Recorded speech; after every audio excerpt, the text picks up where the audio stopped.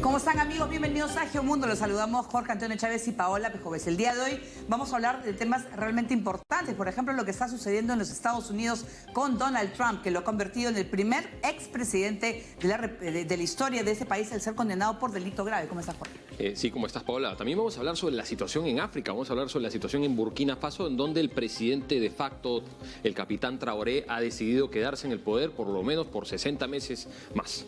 Muy bien, vamos a empezar con lo que está sucediendo en Estados Unidos, ya que el expresidente de ese país, Donald Trump, fue declarado culpable de los 34 cargos por falsificar documentos contables y esconder el pago destinado a silenciar a una ex actriz de cine para adultos, Stormy Daniels, previo a las elecciones generales del 2016. Se trata de la primera vez en la historia del país en que un exmandatario es hallado culpable en un proceso penal.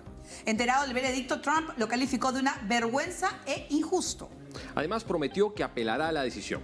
De momento, el magnate deberá esperar la sentencia del juzgado que se dará a conocer el próximo 11 de julio.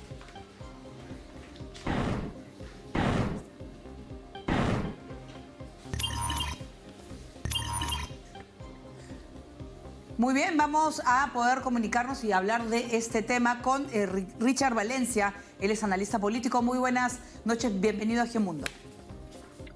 Buenas noches, muchísimas gracias por la invitación, un placer estar con ustedes. Bueno, muchos están haciendo la pregunta si va a poder con este juicio y lo conocido ayer, ese veredicto, podrá o no, de ser elegido candidato del Partido Republicano, Donald Trump, presentarse a la presidencia el próximo noviembre.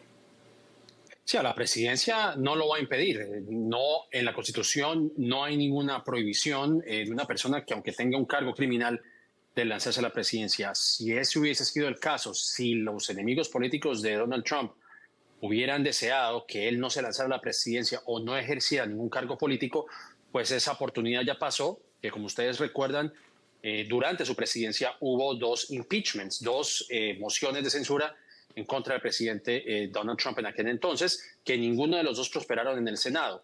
Esa hubiese sido la oportunidad para inhabilitarlo políticamente, pero aún teniendo este cargo, más los posibles cargos que pueda llegar a enfrentar, tanto en la ciudad de Washington, D.C., como en Georgia, como en la Florida, pues digamos, más allá de eso, pues él tiene la posibilidad de lanzarse a la presidencia, así que no hay ningún impedimento. Y de hecho, un día después de que se conociera el veredicto, pues ha logrado recaudar cerca de 35 billones de dólares para su campaña, acortando la distancia frente a su rival, que es Joe Biden. Así que por ahora no hay ningún tipo de impedimento para que él aspire a la presidencia de cara a noviembre.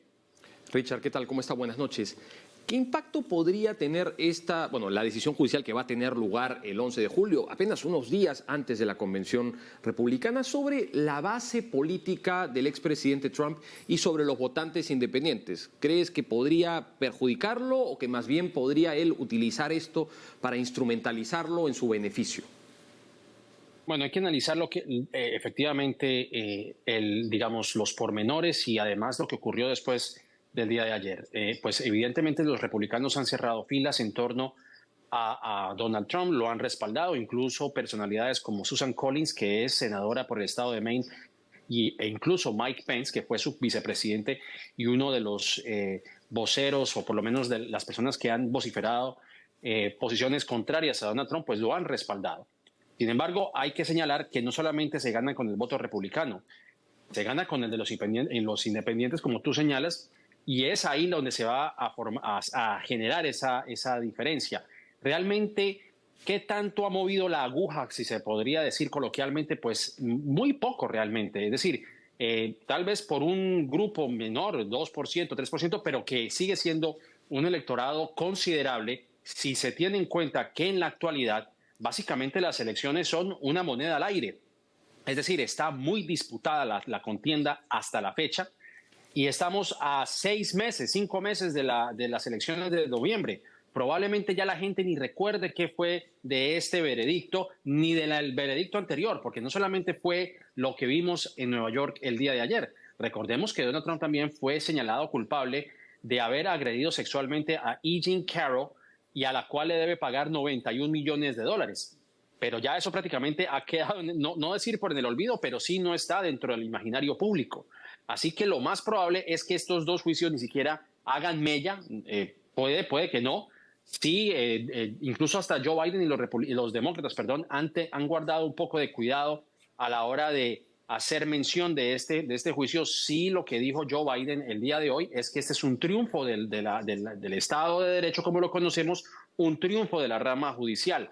Pero más allá de eso, no sé qué tanto pueda reverberar dentro del electorado estadounidense, porque tanto Donald Trump como Joe Biden coinciden en algo, y es que al final de cuentas la decisión recaerá sobre el electorado el próximo mes de noviembre. No sabemos si este juicio, este veredicto, tendrá algún tipo de repercusión de aquí a 6 meses. Tengo mis dudas, sinceramente. Y yo creo que poco habrá cambiado en la opinión pública, porque unos están a favor, otros estarán en contra, y yo creo que muchos de ellos ya habrán tomado su decisión. Hablo nuevamente, me refiero al 2%, 3% de aquel electorado que todavía se muestra indeciso.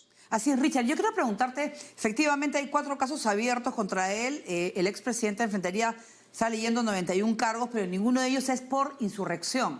Estamos hablando del caso del Capitolio, de lo que pasó él en enero del año 2021. En ese cargo, si se hubiera, de ser posible, ¿sí podría afectarle la postulación? Bueno, ahí en ese caso ya enfrenta cargos mucho más serios. Y hablo precisamente porque en el caso de Nueva York, pues Donald Trump, una persona que ha evitado la rendición de cuentas ante la ley, pues en esta ocasión, y hablo de Nueva York y luego me remito a lo que acabas de mencionar. ¿Por qué hago mención de Nueva York? Porque los cargos que se le han imputado lo podrían llevar a 4 años de cárcel. Sin embargo, por ser una persona que no ha cometido ningún delito anterior o no tiene un récord criminal, pues es posible que ni siquiera pague condena en la de Nueva York.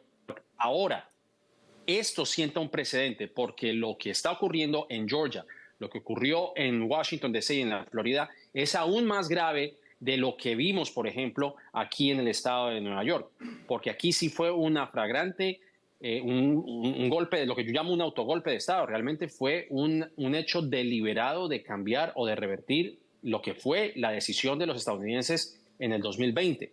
Y ahí los cargos son criminales, donde sí podría ir a la cárcel. El problema acá es que tanto la decisión en Georgia como la decisión en Washington, D.C. y la Florida no se van a llevar digamos, no se va a encauzar ni siquiera entrando a noviembre. Es decir, cabe la posibilidad de que estos casos no se llevarán a cabo antes de noviembre, es decir, puede llegar a pasar después de las elecciones. Y en el escenario que podría suceder, porque como lo mencioné, es una moneda al aire, en el caso de que Donald Trump gane, pues él puede básicamente eliminar estos cargos de lo que estamos viendo en Washington, en la Florida y en Georgia. Es decir, podría incluso hasta perdonarse.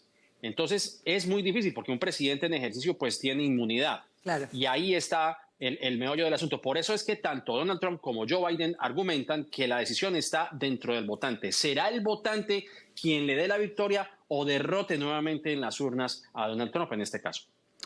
Richard, pues si pudieras explicar cuál es la narrativa que utiliza Donald Trump, porque él caracteriza todos estos procesos judiciales como cacerías de brujas, dice que hay un deep state, un estado profundo que está conspirando en contra de él y en contra de su base electoral. ¿Por qué utiliza este repertorio de comunicación política que parece basado en una lógica populista para poder defenderse y desacreditar a instituciones como las judiciales, que son fundamentales para una democracia como la de Estados Unidos?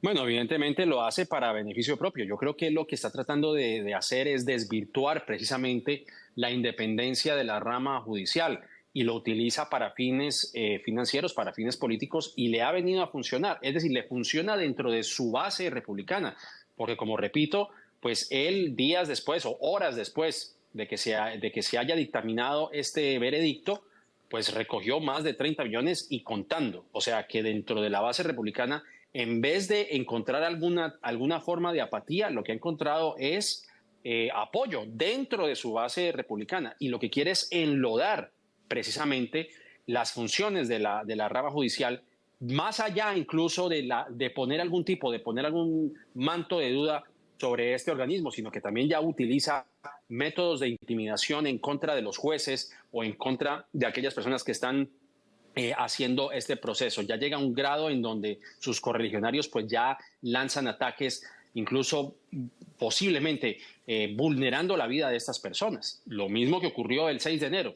Lo que ocurrió el 6 de enero también fue igual, es decir, una persona que no tiene respeto por el Estado de Derecho, por la ley como la conocemos, pues es capaz de llevarse por delante, como se diría coloquialmente, si se va a hundir él, que se hunda todo el establecimiento. Y esa es la característica de Donald Trump, una persona que realmente no ha enfrentado, digamos, rendición de cuentas. Es una persona que ya ha tenido un historial digamos, de negocios de dudosa procedencia, que ha coludido con algunos miembros de la ley aquí en Nueva York y que siempre le ha salido al quite a la ley, pero en esta vez no le funcionó. Obviamente él se hace pasar por el mártir precisamente para enlodar todo lo que nosotros conocemos como el orden público, como el orden institucional, constitucional para sus fines.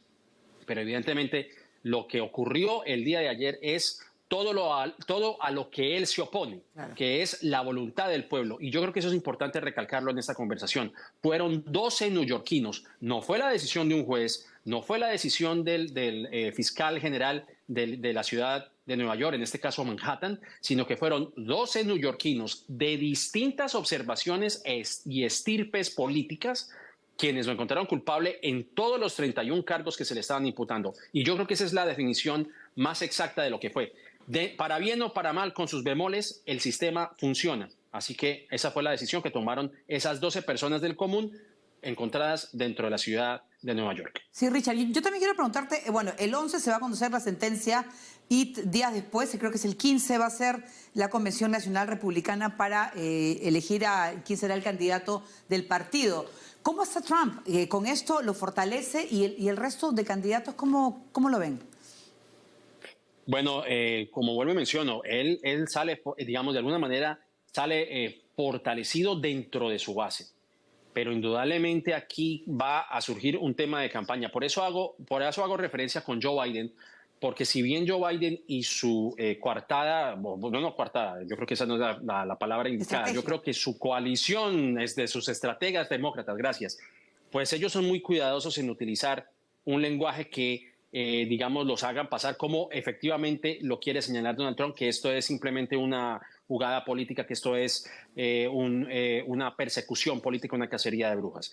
Pero sí se habla de que la elección va a estar determinada por una persona que es un delincuente, o en inglés lo que se conoce como un felon, que la traducción sería delincuente, a una persona que no lo es.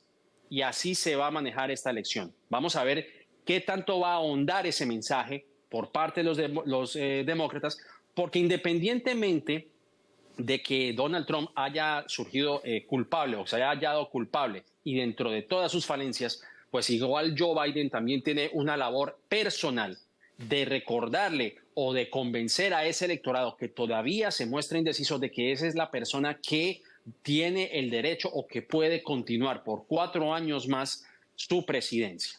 Es decir, no solamente todo recae en las debilidades que ya son más que evidentes de parte de Donald Trump, sino que él también tiene que demostrar que dentro de, digamos, de algunos descollos que ha visto en la parte económica, de que él sí es la persona indicada y capacitada para liderar por 4 años más a los estadounidenses.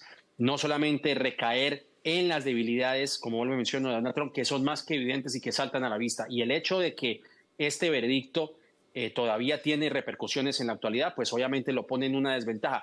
Vuelvo y repito, dentro del Partido Republicano, evidentemente tiene una gran acogida y esto se ve en la recaudación de fondos que ha venido ocurriendo en las últimas horas, el hecho de que hay personas del Partido Republicano, sus enemigos más visibles, Susan Collins, incluso Mitch McConnell, que es una de las figuras del Partido Republicano más rutilantes, y Mike Pence, pues dice mucho.